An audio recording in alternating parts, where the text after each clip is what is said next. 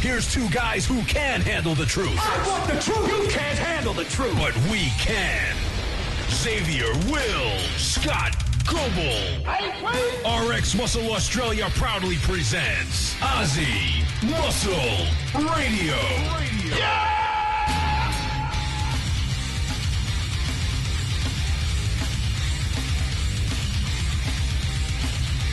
Welcome back to Aussie Muscle Radio. I'm joined once again by ATP's Chief Scientist, Matt Legge, and we're here for 2 minutes with the scientist. Now, Matt, today we're going to talk about estrogen, how it's created in fat, and kind of what that, I suppose, that process is, and, you know, I suppose, how do we kind of, you know, correct that, I guess. So, Matt, let's get straight into it. How is estrogen created? Basically, in fat cells, most of the estrogen in men is actually made within the fat tissue, and it's made from testosterone. And that's done through an enzyme called aromatase. So testosterone is aromatized into estrogen. What happens into that tissue is that estrogen will actually work locally. It'll bind into estrogen receptors within the fat tissue and preserve fat and fluid into that tissue. It'll also be released into the local area and interact with the fat tissue in the neighbouring cells. It doesn't contribute much of that estrogen back into the bloodstream, so therefore there's no control by the pituitary gland, or there's no other way of the body even knowing this is happening. So what can happen, this can form a vicious cycle where accumulations of fat tissue, predominantly on the chest or onto the hips, can be pumping out a lot of estrogen. That in turn makes a lot more fat cells, which means there's a lot more aromatization of testosterone and a lot more estrogen. That can form a vicious cycle.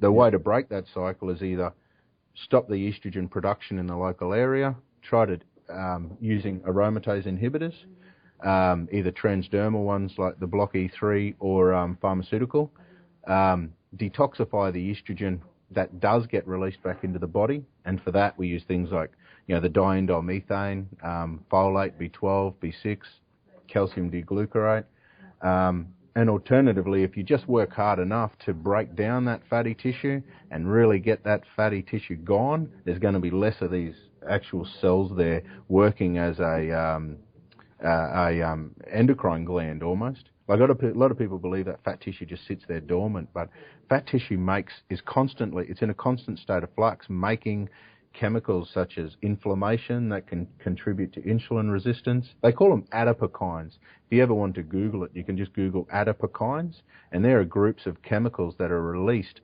by fat tissue, and they work either locally in that fat tissue or in the surrounding fat tissue. They're a major cause for not just the estrogen buildup and that lack of testosterone, but they cause insulin resistance.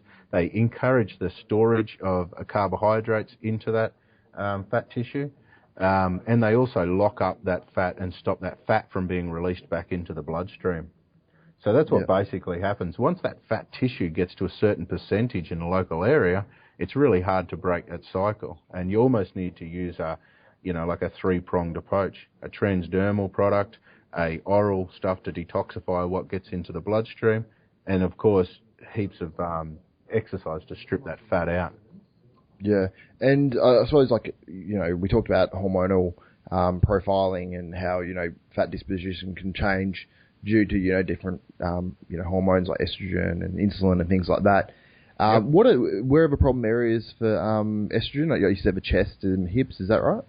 So in men, it's predominantly on the chest, and women, and also the hips, that the love handles. So you can get a strip around that lower abs, the love handles, and the lower back, and then also there can be pockets of fat that can form in between the legs, in around the adductors there, and the groin sort of thing. You can get little isolated pockets of fat there, and the buttocks. So they're the same areas in men and women. And, you know, you can just think of that estrogen body shape sort of thing. And if your body's starting to actually resemble that, you know that you've got this estrogen dominant problem going on. And it's a good idea as part of a fat loss campaign is to support your detoxification of that estrogen. So once that stuff does get released and does get back into your bloodstream, it's a good idea to be using these the dimethanes, folate, B12, B6, lots of fibre, and that'll all help the clearance of that estrogen out of your body, so it just doesn't circle around and get back into your other bum cheek. Yeah, now for sure. Now, before we wrap it up, we talked about this before we actually did this interview, and I talked about, how when a lot of people lose body fat, certain toxins will build up in the fat cells, and once you obviously lose it, a lot of these toxins are released into your body. You actually mentioned how marijuana and stuff can be released, and people can fail drug tests. Yeah, that's right. So fat-soluble toxins, which is a lot of stuff that relates to pesticides, fertilizers, and that sort of stuff, and the THC, that's also a fat-soluble toxin. Yep. So what happens as you're breaking down these fat stores and it's releasing those toxins back into the bloodstream, you've got to excrete it out. I often get people in the mining community ringing me up saying, how do I pass a drug test? How can I detox? And I said, well, the detox will actually make you show up positive.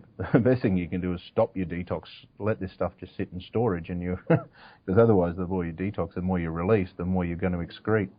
So, that's a real common one. So, and there's a lot of other toxins that you can imagine that don't get tested for, which is why a lot of people can kind of hit the wall and have what we call a healing crisis and that sort of stuff as they're trying to get better. They suddenly start feeling worse than ever.